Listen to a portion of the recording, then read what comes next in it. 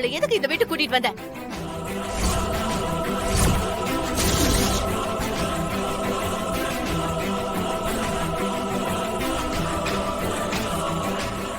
இங்கிருந்து முதல்ல கண்ணீர் வடிச்சு பார்த்தா பொண்ணு நடக்கலன்னதும் விஷாலுக்கு போன் பண்ணி அழுதுருப்பா. விஷாலும் மனசு கேட்காம கூட்டிட்டு வந்திருப்பான். டேய் விஷால், சுபத்ரா இசைய வீட்டை விட்டு வெளியே அனுப்புனது தெரிஞ்சிருந்தோ அவளை எதுக்கு இங்க கூட்டிட்டு வந்த? அம்மா இசை எதுக்காக போக சொன்னாங்கன்னு எனக்கு தெரியும் பாட்டி. தெரிஞ்சுதான் நான் கூட்டிட்டு வந்திருக்கேன்.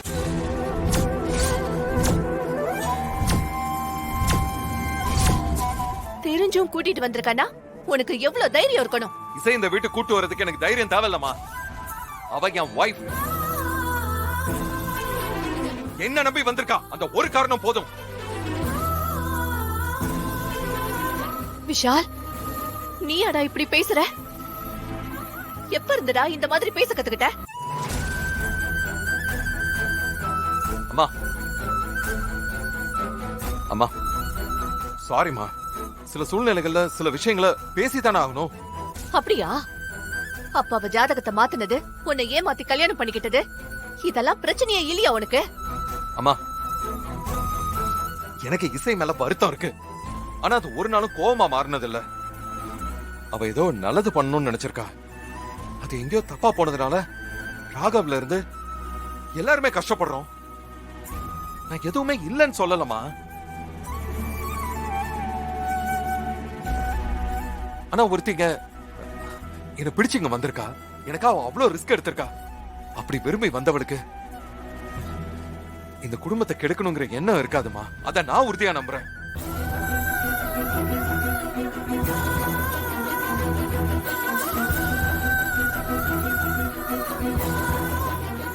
அதுக்காக இசை ஜாதகம் பொருந்தலேன்னு தெரிஞ்சும் உன்னை எப்படி அவ கூட வாழ வைக்க முடியும்?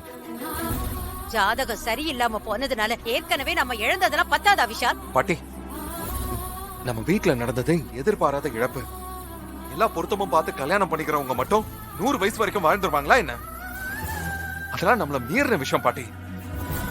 அதே இந்த ஜாதக விஷயத்தையும் போட்டு கன்ஃபியூஸ் பண்ணிக்காதீங்க. உங்களுக்கு ஜாதகம் மேல நம்பிக்கை இருக்கு. உங்க நம்பிக்கையை நான் மதிக்கிறேன்.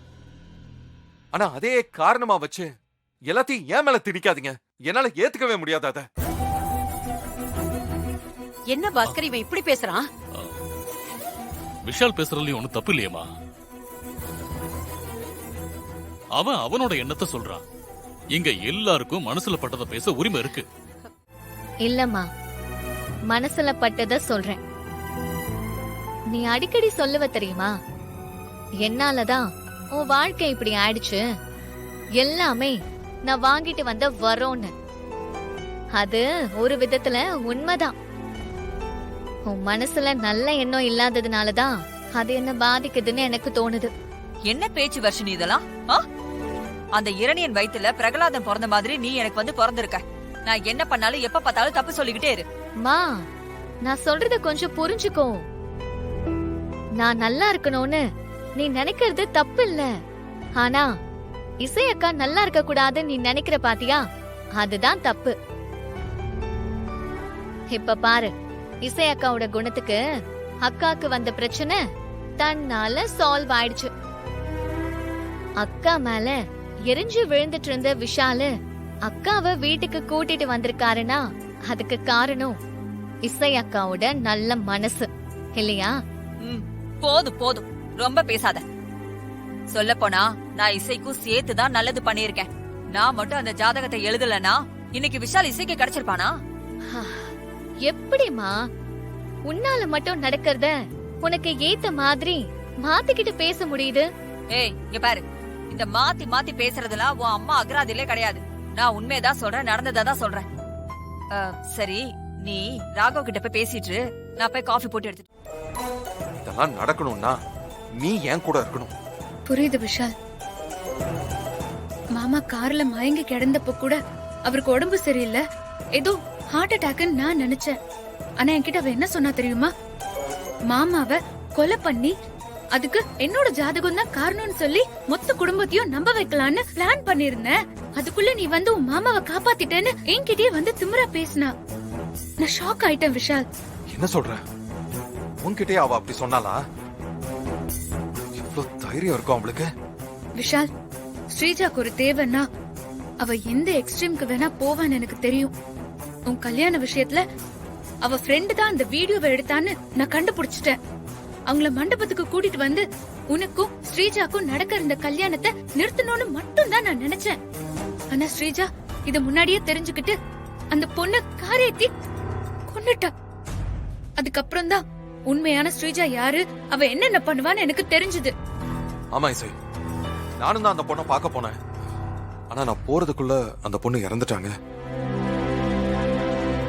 என் கண் முன்னாடிதான் ஸ்ரீஜா அந்த பொண்ண காரை விட்டு ஏத்துனா. அங்கதான் நான் ரொம்ப பயந்துட்டேன்.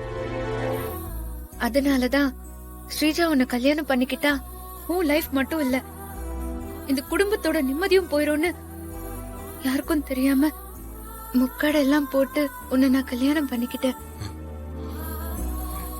என்னடா இதெல்லாம் சொல்லி ஸ்ரீஜா கெட்டவ, நான் ரொம்ப நல்லவ, நம்ம டிவோர்ஸ் ப்ராசஸ ரீகன்சிடர் பண்ணுன்னு உன்னை ஒரு நாளும் நான் சொல்ல மாட்டேன்.